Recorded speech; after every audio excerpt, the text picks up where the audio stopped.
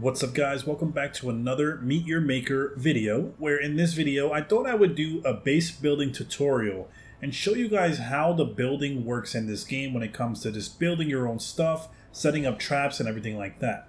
This is a newly base I just made today. I tried to make the YouTube logo in my base. It didn't come out as good as I wanted it, but with how the building is, this is the best that I was able to do. So I'm gonna give you a quick tour of my base, and then I'm gonna show you guys how you can build your own base and how that works exactly. So you can see a lot of outlines through my base. These are players that raided my base and ended up dying at these spots. You can see if you hover over this, you can see that this guy died here by the bolt shot.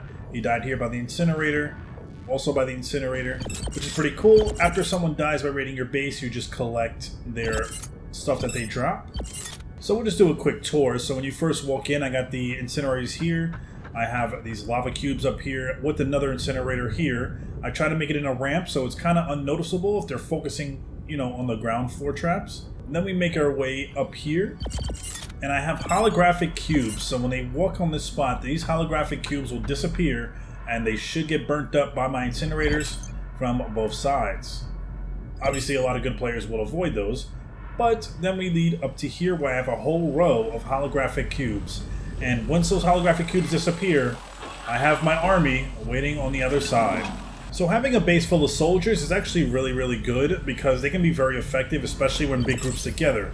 And if they try to speed run through this and try to just go straight over here, they're going to have to stop to go around this cube because they'll die if they go in it, leading them to more enemies. And then hopefully by then they're getting chased by a lot. So that would be good. You can see right here that a few of them died at this location, so we're just going to collect their loot. And then I have it going around where I have another holographic cube with the trap that shoots the darts. In this room, I felt like I left this room too open and it kind of ruined it. I don't know how this guy died right here. But we're going to collect that stuff there. I have a trap there. Going up, I could put more traps here. I really have to work on it because a lot of people have been getting through this part too easily. I made the first half really hard and then the second half is way too easy, so I'm gonna have to fix that. But the goal is for the enemy to come in your base and steal this, and this is what you're trying to protect with all the traps and everything you built. So how do you build something like this? I'm gonna show you guys right now. Alright, so let's start with how you get a base. When you do the tutorial and everything, it should tell you, but I'm just going to tell you here again. You go to Command Center right here. You open it up. You go over to Build. Now, if you don't have a base already, you can see I have 3 different bases.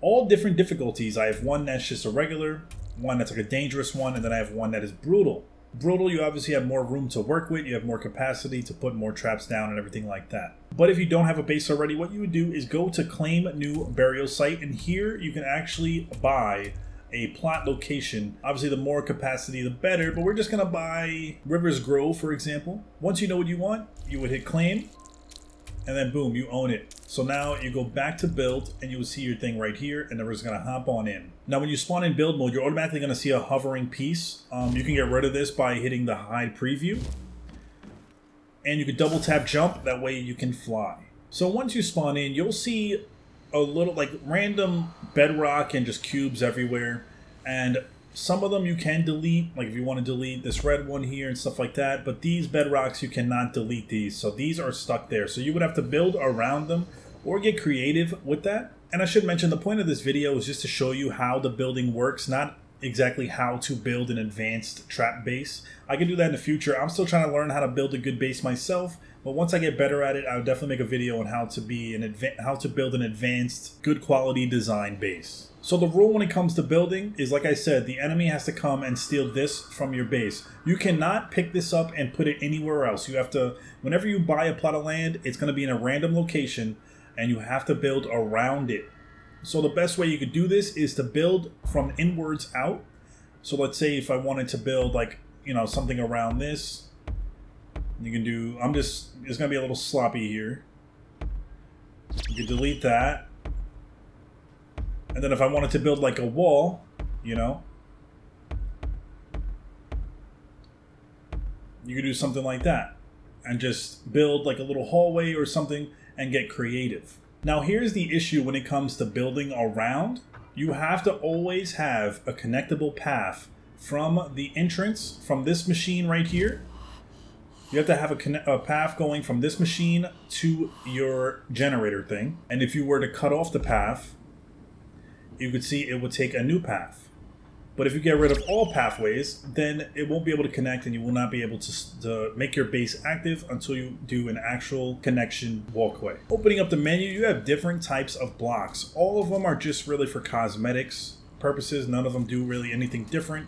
So it's just the look of it. So you can just put regular cement blocks if you want to do that. It's always going to take the shortest path to get there. But if you wanted to build like an entrance, you can do that. Like if you wanted to build, you know, a wall with like a little narrow entryway like this, and then make like a little hallway area, you know, and do that, then you can do that as well. Now don't think you're just limited to here. Like you can literally build a pathway. Let me show you an example.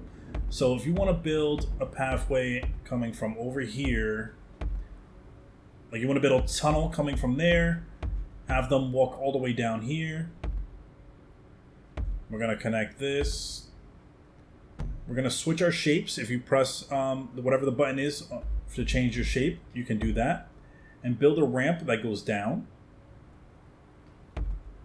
There you go. And you can see now we just made another pathway that connects from the bottom to up here. So if we could disconnected this, now you can see the pathway altered and changed to this section. So we could literally delete this whole thing now, the old pathway, and we just created a new pathway.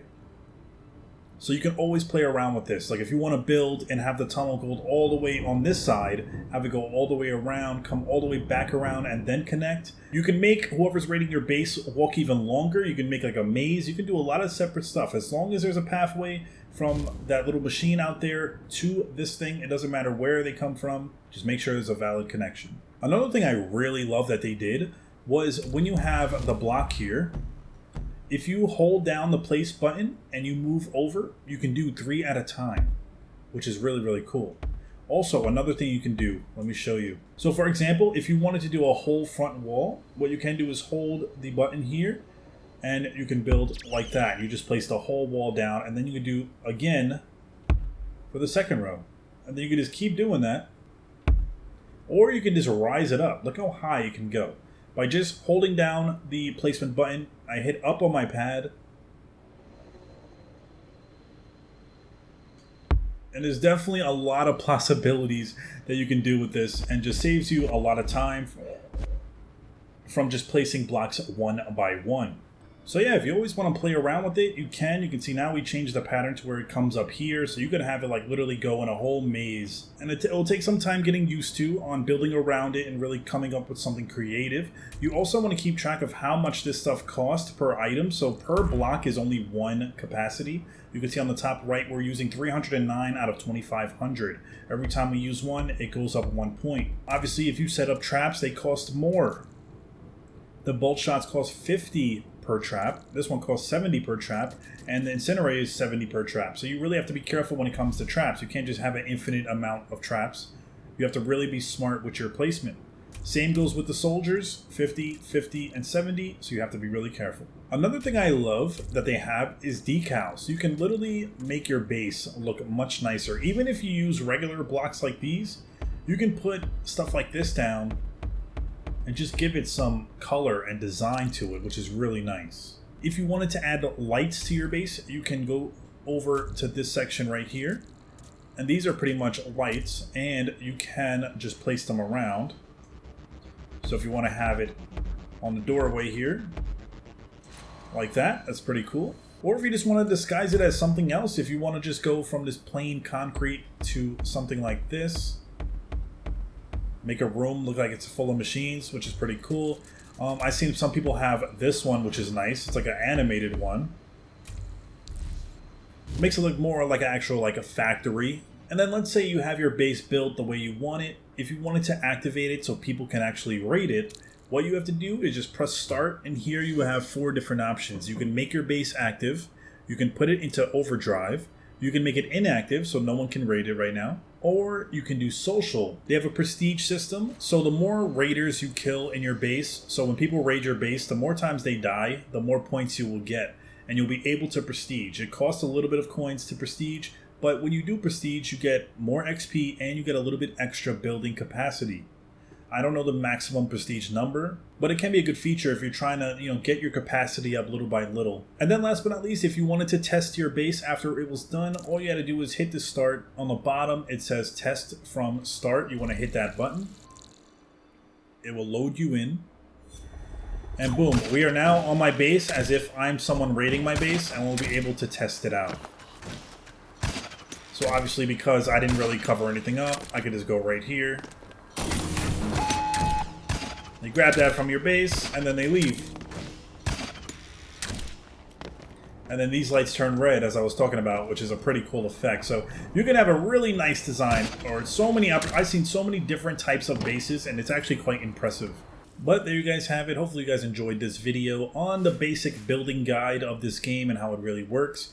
If you want me to do a video building like an advanced trap base to help you guys out, I will definitely do that in a future video, but I need some time to practice first because I'm still trying to get my bases good as well. If you want to see more videos of this game, let me know in the comments below. I love this game, I'm having fun with it, and I can't wait to see what they do in the future.